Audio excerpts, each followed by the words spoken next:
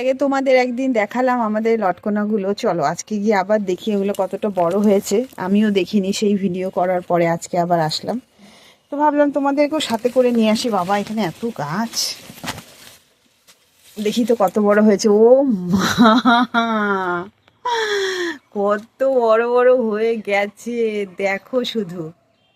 উফ, কি যে ভাল লাগছে না গাছটা, মানে ফোনে অতটা তোমাদের বোঝাতে পারছি না, কিন্তু দারুণ দেখতে হয়েছে। উফ, আই এম সো এক্সাইটেড। কেন কি এরকম লটকনা এর আগে আমাদের কাছে হয়নি, এর আগে তো তোমাদের বলেছিলাম আমি।